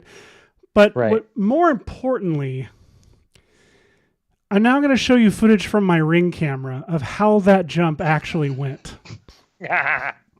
I love this. I didn't think this through. Okay? All right, so here I am. Oh, yes. I'm going to get my table. All right, you Google Street View location finders. Congratulations. You know where Seth lives. I put my phone on the ground, and here we go. Send drinks. Jump. Oh, look at that. My knees immediately gave out. That was a reasonably successful skater roll, though. And now I am absolutely humiliated. That isn't amazing. So there we go. I got to figure out another way to do this. Oh, I know. No one said it had to be me. I'm going to make it a toy. You got a VeggieTales figure over there somewhere? Well, I've got Jay from Men in Black, who already has he looks like he's flying through the air anyway. He's got his tie flying all over the place. I've also got Steven Spielberg. Who wants to see good Will question. Smith, and who wants to see Steven Spielberg I think Vote I've in the answered it. chat. And while you're thinking about it, Michael Powell, Justin Leduc says, Michael Powell, I'm gonna miss you during the holidays, bro. Too bad there's no other medium for us to stay in touch aside from this weekly stream chat. And yes, that's correct. Sadly, you none of you will be able to talk to each other for a couple of weeks because we are taking Are you some guys holiday friends? time off. Are you guys friends outside of our show? No, That's so they only sweet. chat in our show. That's the problem. Oh, we are the connecting. Yeah, Michael says he's going to write to him in long Civil War era prose. Yeah. Which is going to be lovely. Oh, I should also say that there is some sympathy for you in the chat. Lisa is hoping that you're okay, Seth. And Tyler Adams says, R.I.P. knees. And Lisa's saying, do you have your own crypto dog who could pull you to savings? And Amy K says, it was a Hancock landing. It really was. And it hurts so much. I was like, oh, my knees weren't ready for this, and I'm falling to the pavement now. I'm still hurting, by the way. Ahmal says, what was that? I missed that one. Oh, he says it's why we shouldn't go outside. It's true. It's true. Stay indoors at all times. Now, I should say, Bill has a very good suggestion. Bill Hood says, would dropping your phone give the perspective of you flying past it? Now, it would, but the problem is he wants the bottom of his feet. So, yes, you get perspective of flying and past I don't want the bottom of my feet. Part. And I don't want the bottom of my feet to be so close. Like, because you end up getting that, like, Beastie Boys video look where you're just like the closer you are to the wide angle. Yes, it's true, Glenn. The closer you are to... the closer you are to the lens, you end up, I'm just distracted by terrible jokes. My brain is a terrible place to be. You get that weird warpy look. And that's what happens with having my feet there, so I've got to figure out. I think Spielberg is the right way to go. That or we can do the James Gunn reference and we can have Star-Lord. Let's see, Spielberg from Nick Smith, Spielberg from Mr. Keyframes. Andy Wedblack says Will Smith has already experienced doing Hancock, so they think Will Smith is better for the job. I would argue that it's Spielberg's turn by that argument. And Tyler Adams says Will slapped a dude, but Stevens shot a Triceratops allegedly. So there's chances either way. We don't know how he killed it. We don't know how he killed the Triceratops. We just know that he did. It's dead. Yeah, that it's dead. Mr. Keyframes is also saying, hey, can you kick up the ladder if Maxon could do some kind of holiday sale? No. Because that means we have to do extra work, and we are planning to take a break for the holidays. So no, there already was one. Go away. No, Maxon had a Cyber Week sale for Maxon 1, and Redshift and ZBrush. So if you didn't hop on it at the Cyber Week, sorry, I don't know what else to tell you. You could upgrade the Cinema 4D that comes with After Effects for free. I think the sales team can get you a discount for upgrading the Cinema 4D that comes with After Effects into the full-blown one or into Maxon 1 subscription. So there is that possibility for you. And of course, if you're a student or a teacher, you have a massive discount available for you. And if your school has laboratory licenses, you can also get free at-home licenses through your school because your school gets licenses to give you when they buy laboratory licenses for Cinema 4D or Maxon 1 tools. So there you go. That's some good info. Speaking of all the simulation stuff, Josiah is asking, why are we trying to base real-world physics on a man who can fly? Because you're supposed to believe that a man. Yeah, the promise is that we'll believe it. It's true. I don't think anyone in our audience gets that reference. If you get that reference, if you get someone can believe a man can fly. The statistically speaking thing, so that's not bad. Hey, we got some studios in the chat. Rhodes Studios Productions is saying hello, and so is Superstar Mario Plush Films. So hello to all of you. I know we've got some folks watching from all kinds of places today. We've already had some folks hollering out their locations in the chat. We got some Oregon going on, and Darren Frankovitz is watching from Bad Homburg in Germany. So hey, if you're watching, feel free to shout out where you're watching from in the chat. It's always fun for us to see where folks are watching our show at, because we're already in multiple countries. I am in the oddball swamp country of Florida right now. We're come down here for the winter to avoid the cold that Seth is currently experiencing in the Nashville, Tennessee area. And speaking of cold, Hashi is streaming to us from the frozen north of Canada. Yes. Although Over here in Prince Edward Island. I was gonna say you're on an island, so you probably get more mild weather than Seth is getting, because he's very, very inland. We do get mild weather. We get the warm Atlantic current, which is kind of cool. So it's like warmer water than it is like in New York, for example. That is cool. It is pretty nice. But yeah, this morning, I know that Seth got injured trying to film a Superman plate for us. Someone got a flat tire in front of our house, and they were having trouble with it, so I helped them change a tire, and my gosh, I'm not as young as I used to be at like trying to like impressively back up the car and swap a thing out. Pick up the car with one arm. Happy birthday. You're old now. Heck yeah. We've got Tri-Rete Productions is watching us from snowy Chicago. Lisa Seri is from Seattle now, watching from Seattle, Washington, but was born in Peru. Hey, you're just up the state from Red Giant offices in Portland. Ahmal Basil says they're watching from India, and it's currently 2 a.m. Happy Saturday morning to you, Ahmal. Amy Kay is from rainy South Africa. So, hey, it's heading into summertime for you here shortly. Brian Smith is in San Rafael, California right now as a transplant from Seattle. Tyler Adams is watching from Sacramento, California. We got a few California folks watching. Hello, all of you. Thank you for watching. Okay, I hate the way this truck keeps on flying off. So I split the geometry from it so I could add more weight to it. I've also added a connect tag, and I'm going to turn up the search radius and have it do this. When I press create, it's going to look for points on dynamic objects near it and basically scotch tape them together.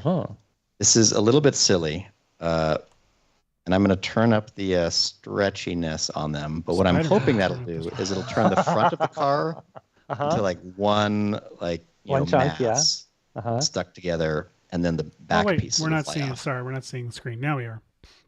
Oh, whoops! I'm so sorry. My fault. It's okay. Yeah, Darren was calling that out in the chat. Thank you. So I split off the geometry for the front of this cab because it's so distinct and it keeps on hurting the shot. So I split the geometry, which made it its own object here, and then I added a connector tag to it. And the connector tag, you can dial up the search radius, check other objects, and then say create. So it's basically kind of taping itself to all those pieces like that. So what I'm hoping, and I know this might slow down my sim a little bit, but that these will all be sort of connected as if there were, like, I don't know. We'll just see. We'll experiment. We're going to take a quick break. We'll be right back with experimentation after this. Only an act of true love can save me.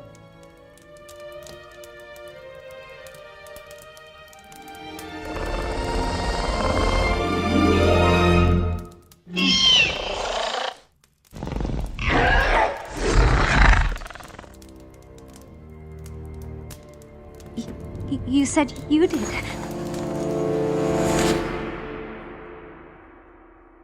Love is an open door.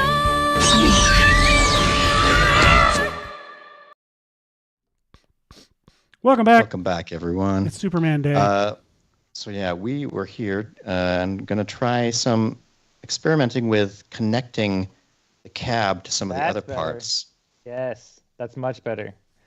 Mr. Keyframes is watching from New York City. Ron Mr. Morrison Keyframes is watching us from London. And Alonso Perez Yaksik says it's hot in Santiago, Chile. Oh my goodness. And Hashi, that is looking much, much better. Yeah, I like this better. Okay, so what have we got here? We've got this now. At some point, once I like the oxygen tank flying enough, then we'll have to cache this out. Oh, they're going so high, though. You might need a bit more mass on them, so they come down some. Michael Pawlak is writing his Civil War era letter to Justin in the chat. My dearest, it has been a fortnight since our last stream. I reminisce of your jocularity in the VFX and Chile chat. Until we speak again, know you are ever in my thoughts. And Justin writes back, my dearest Michael, no way, samesies, LOL. So there you go. That's fantastic. Oh no, I'm thinking of the wrong. And Brian Smith says today they retire from their day jobs so they have more time to learn Cinema 4D. That sounds like a very, very good use of time because I love playing with Cinema 4D. Oh, like look at this stuff. Look at the way the bumper is hanging by a connector onto the front of the connectors make things so good. Look at that. So yeah, like these tires and this geometry right here is sort of clinging to the truck. Watch when it lands. You'll probably see everything flap on it. Boom. Chink. Oh, look at it.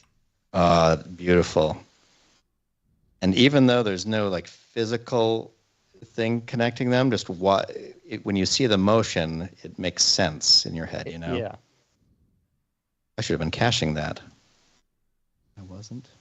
And okay, fine. I'll cache this next one. I'm moving this up a little bit, and I'm going to increase the mass just a little bit more. I guess I'm doing density, aren't I? Okay, what if I did, the truck, let's say it weighs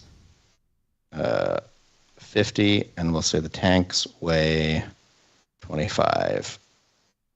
And we'll just try caching the scene in case it turns out good.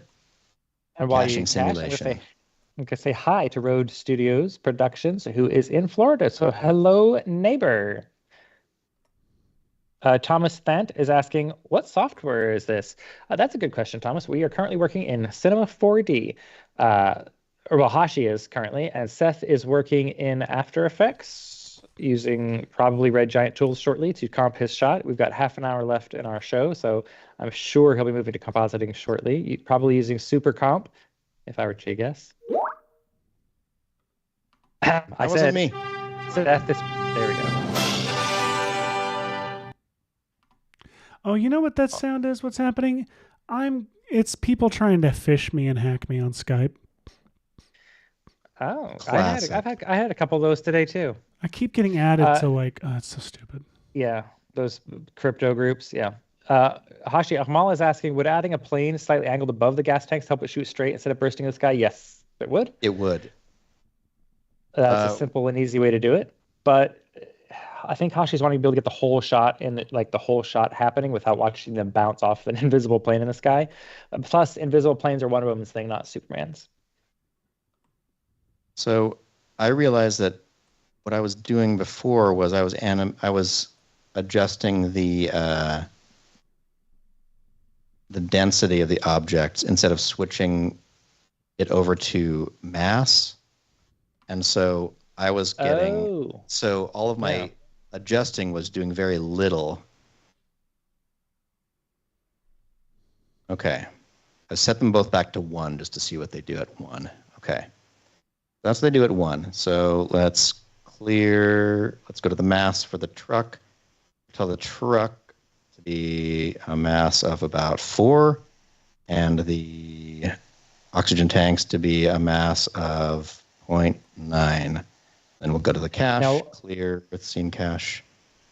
Yes. Now, while you're running that cache, Darren Frankovitz is suggesting that perhaps a gravity object that's only on the tanks might be more directable than mass density, which I think is something that we can certainly try doing. Tyler Adams is saying, "Give me the cache." Assassin is saying, "Where do you recommend to learn compositing and 3D work?" Well, those are two very, very different worlds, but they collide together in a lot of motion design and VFX occasionally. Well, you can learn a lot of compositing stuff on the Red Giant YouTube channel and a lot of 3D stuff on the Maxon Training Team YouTube channel. And of course, on Cineversity. If you go to maxon.net, there's a little Learn tab right up at the top, and there's got Cineversity on there. So if you want to learn Cinema 4D. There's a whole Getting Started in Cinema 4D series there, which is a great foundation for how to work in Cinema 4D to start off in your 3D work. And of course, VFX and Chill, we mostly fuss around and have fun, but we do try to include some very useful nuggets of goodness in them.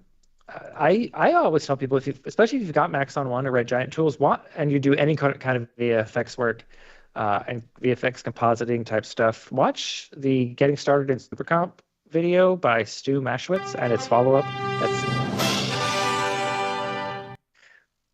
And the follow-up video that's linked in the description below it.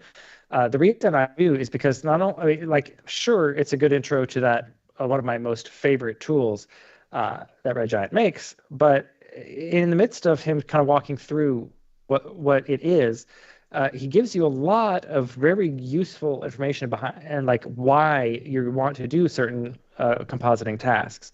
So it's a really good thing. Just it's a little long. Because it should be, but it's a good way to kind of get to grips with how it works and why you need to do it. He explains why you want a light wrap in the first place. So it's a very good video to watch for anyone, but especially if you've got Red Giant tools. And the link for that video is in the chat. Ron Morrison is asking, question, has anyone ever put any experiments and tests in a show reel?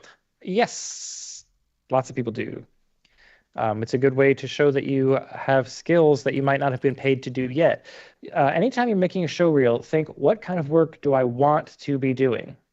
And that is where it's in your show reel. This is what you can do. And if you don't want to do explainers, don't put explainers in your show reel, because then people will be like, oh, they do explainers. Put in there what you want to do. And if you love doing explainers, probably shouldn't put VFX in there. Put explainers in there. Put what you want people to hire you for in your show reel. Oh, and Hashi, Darren points out that gravity has directional control, so it's more than just a force pulling down. It's force pulling any direction you want it to pull in. Oh, really? So I could add a gravity object. I'll go to my truck and leave that alone. I'm going to clear the cache on everything. Clear the cache. I'm going to go to forces. Lisa's saying that it is really coming along, Hashi. She says it looks a lot more like the style of Superman trailer now. Thank you very much.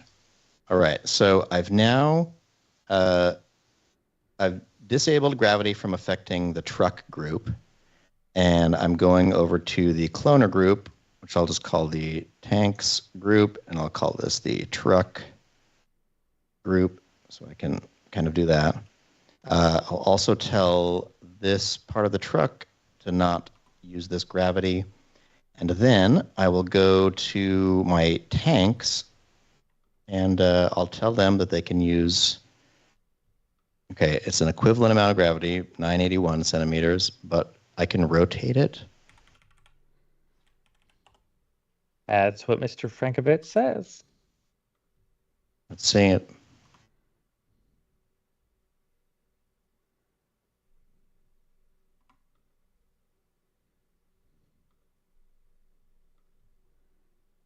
Ooh.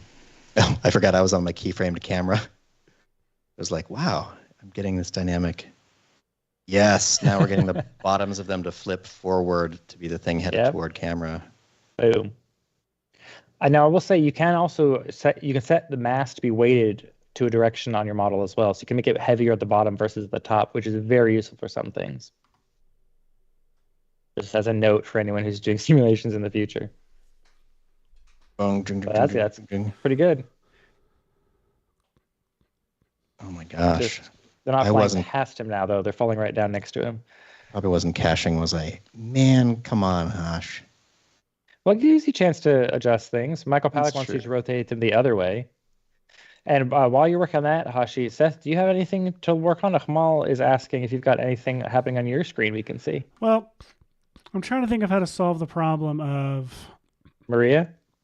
The problem of him, like, when he crosses through the clouds, it's just this solid... Like, I can't create any fall off between him. Like, it's just such a hard... like, you know what I'm saying? Like, there's no fade between when he goes through a cloud. Because because I mean, these are he truly is volumetric relatively clouds. small, so like. But he is also moving relatively fast, so like my brain is not seeing that as fine because he's passing through multiple layers of cloud, so it's actually working visually when you've got it going fast enough. Some motion blur might sell it the rest of the way. Yeah, I might be able to get it there. You're right. And then I have a question. This sonic boom layer I found on Production Crate, would that go in front of him or behind him? Yes, in front. A sonic boom happens when... You're saying it should go under him? Like, it should be. Let me rephrase. So a sonic boom is on the it's on the front. That's what I thought. Sonic boom is on the nose out of the an way aircraft. fast enough. Yeah. Okay, great. Yes, so it's in the right place. You're seeing the compression of the air. Yeah. So you're not seeing the sonic boom, but you're seeing a visual representation of a visual phenomena that happens when the sonic boom is also happening. Okay, that makes sense. Great.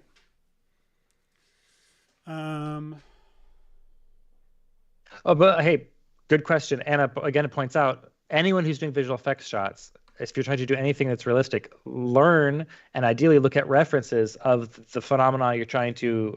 Now, a man flying, sure, you're not going to get a very good reference of that, but planes flying. Yeah, plane flying go for about sure. the same I just speed. don't have time at the moment. I'm going to wrap this up before the show. I know. I'm just telling people that it's a tip for the other, like looking at reference of things is a good way to make sure that your VFX ends up being more realistic. And you're getting some very positive comments in the chat from folks who are liking it. It's so cool and it's effective visually as the toy flies up. At least it was apparently in the Air Force planes. They couldn't answer that question. What was that? Lisa was in the Air Force, but didn't get to fly any of the planes, so she Nice. couldn't give a solid answer to that question. All right, I'm going to start trying to comp this. So this is Superman. Tyler says if you put the gaseous explosion below him, it looks like he's being propelled by a hearty fart. Yes, it absolutely does. I thought that too. Thank you, Tyler, for the term hearty fart. I will be using that later. Hearty fart. This one's close.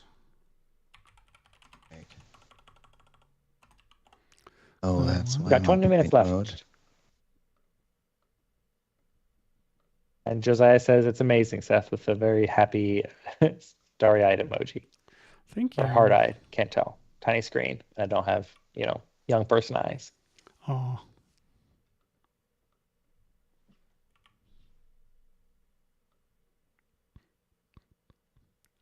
Wait, that would make this closer. Oh, I'm looking at the wrong ones. So that's far away, or is it?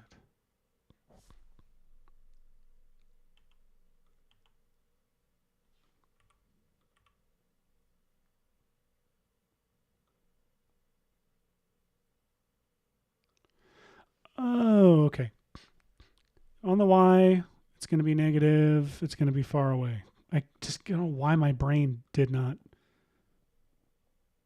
thinking the opposite. I think I've got these ordered now. Close, kind of close, not close, kind of far. Far. Perfect. I'm just going to pre-comp all of these. And because they're 3D, and I have to introduce super comp.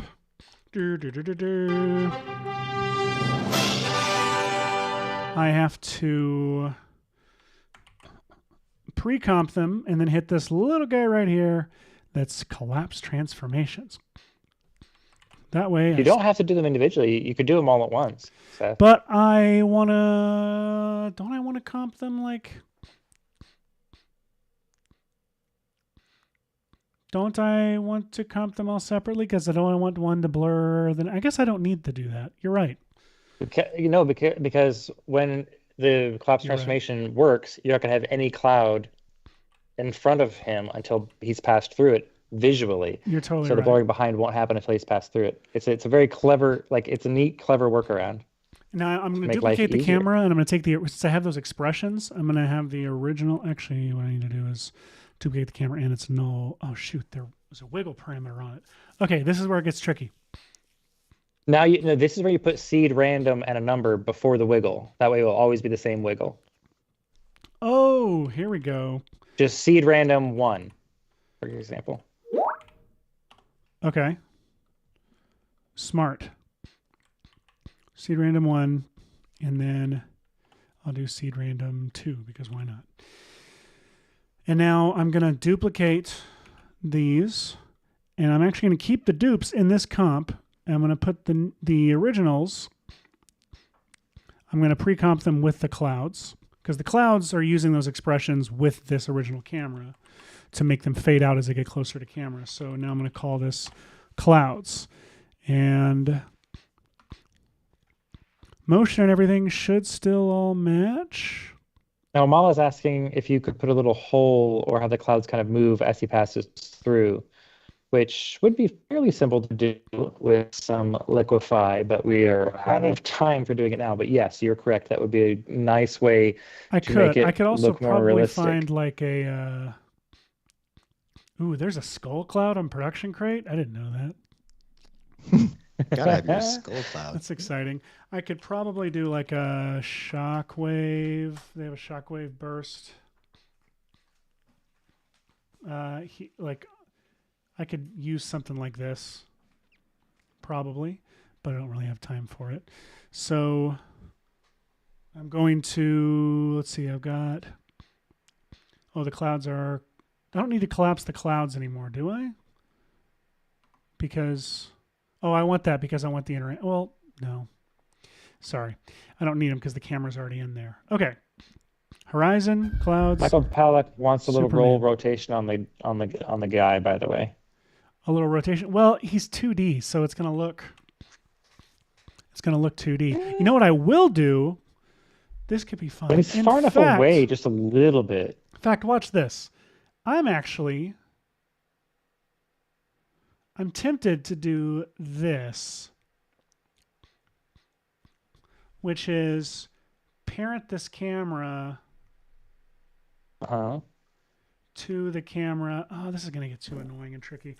I'll just copy and paste. So what I think I'm going to do is, just to distract you from the fact that he doesn't rotate, is give the camera a little Z rotation.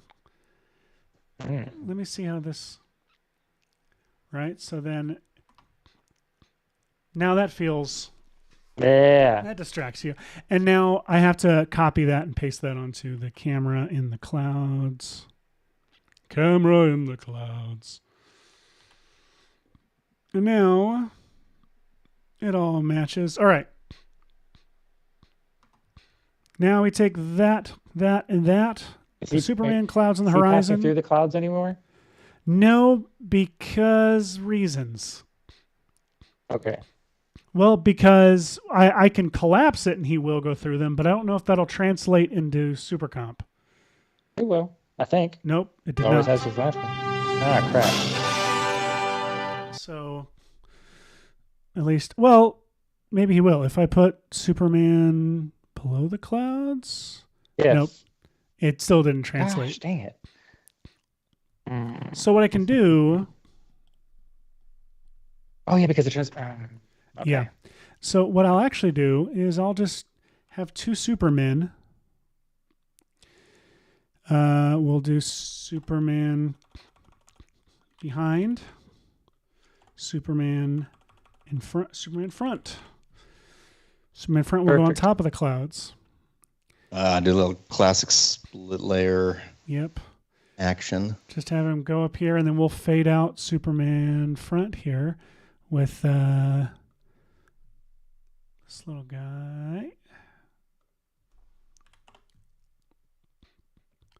So now, there we go. So he's in front of the top, then he goes right through the clouds. Perfect. And I'm going to do a couple things. I'm going to apply... I'm going to go into here and on... No, I'm going to do it in here. Motion blur doesn't come through super comp, so at least it's not now. RSMB I'm going to apply to both these Superman layers. Real smart motion blur. Okay. We're going to... I would bypass it, but it's the Superman episode, so we're just going to keep it. Now clouds. This is what we really wanted. I'm gonna start with a preset. Translucent. Starting with the preset. There's backlit smoke, too hard, blended mist, maybe dense mist, light. These smoke. are all the subtitles to the, I think, like the Rambo films. Yes, Rambo 2, blended mist. Now, that's a little blurry for my tastes, but it still feels pretty fun. Let me see. Yes, especially with that little shockwave in front of him. It looks I'm liking this. 100 blur behind, I think. Light wrap, I don't think I want, to be completely honest. Haze, I'm going to turn off. You want some haze. You want some haze, don't you? I don't know. Like, it's getting rid of a lot of detail. Like any really good slow jam mix. Yeah. Let me do 10% haze. Yeah. There you go. And now, one extra thing I didn't do that is kind of fun that I like to do is let's do a new adjustment layer on top of everything. Call this shackle. Nope, shake. And I'm going to do universe camera shake, and I'm going to go in, choose a preset. And everyone on this show knows my favorite universe camera shake preset, which is loading slowly for some reason. Car mount. Probably because you're streaming. Probably. Come on, give me car mount. There we go. Here we go. Car mount is a good one. Apply. And first thing I do is go to motion blur, set it to medium. And what car mount does is it gives me this vertical like jitterness that I'm going to increase to like 200. And we should end up with this really organic. Yeah, that just adds just little subtleties to it. Yeah. Little subtleties. Oh, I love it. I might go 75 on the frequency and just maybe 20. That's maybe too high for the... Way too high. Back to 10. And... back to 60 for the frequency, to be honest. But yeah, in fact, I honestly think that shake needs to happen. I'm going to mess with the seed. I was going to say, one of the really nice things about Universe Camera Shake is you can keyframe the strength so he gets stronger right when he's passing the camera and then kind of weakens. Yeah, which I is know. Nice. I could, but I just like how this looks. This looks so good. Oh yeah, one more thing. It's looking great. We need lens flare. Oh yeah. Let's just try. I mean, it's looking good as is, but let's see. Drop in real lens flares. Now, it's been a while since I've used this. Okay. I compared it to a light. Yes. That's probably the best way to do a 3D. Or is the camera moving? Camera's moving. So actually, here's what I suggest. I used to do this with null light factory all the time. So if you create a new null, let me see if I remember how I did it. But I have a null object. I'm going to make it 3D. I'm going to make another null object that's 3D and shift parented to the camera, so it's where the camera is. But then I'm going to turn it, but get rid of the, let's see, what does it do? The idea is that it tracks the position, but not the orientation of the camera. Okay, so I think what I do is, it's parented to a null, so I have to be tricky with this.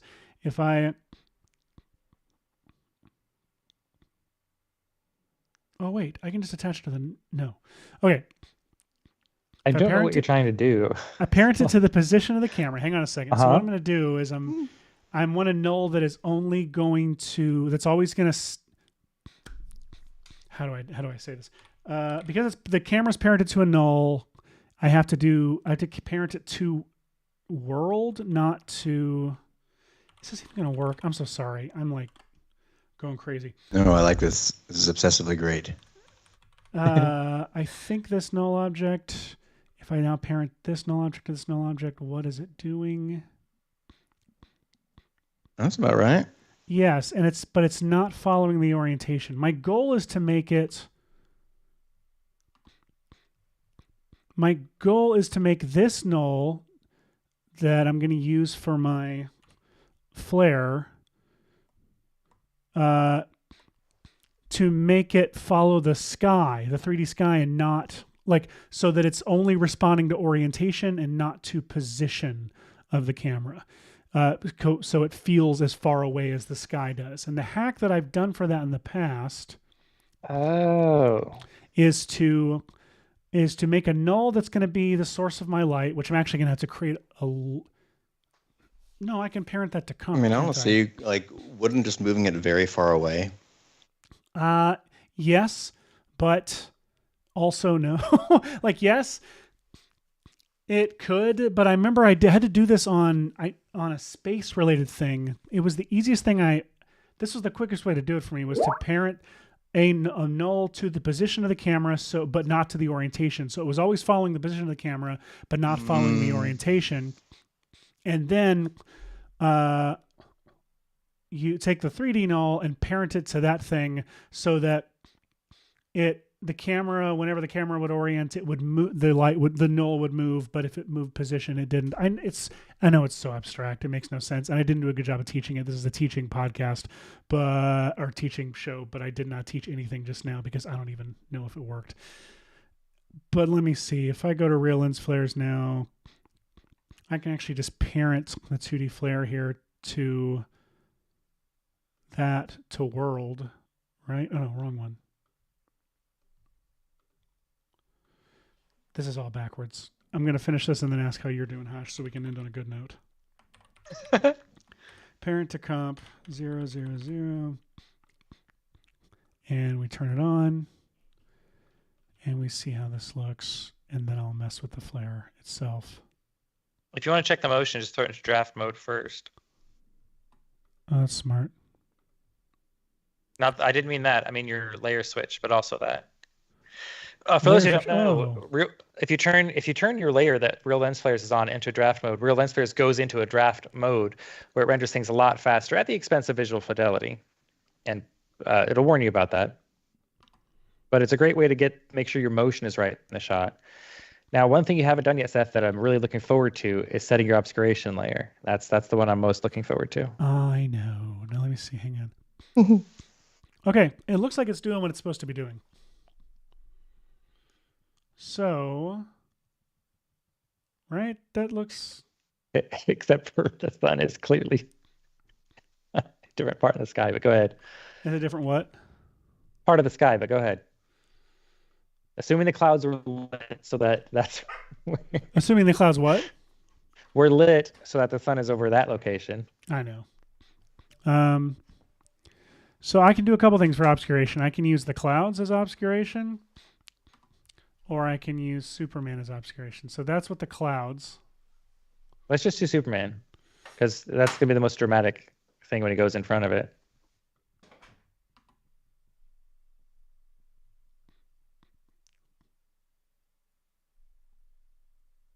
Well, he didn't. Didn't really do anything. Alpha. Oh yeah, I have to have it on alpha. There you go.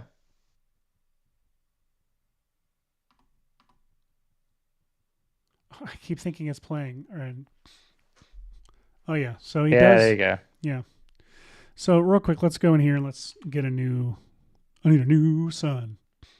Not my actual son who just walked through the room, I think. Your kid walks in and goes, "We need a new sun."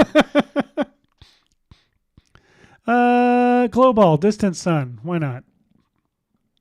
Confirm. And yes, folks, having the cape flap would be nicer, and the arms moving. Yes, but again, this is a photo of a toy just to demonstrate the technique. Yes.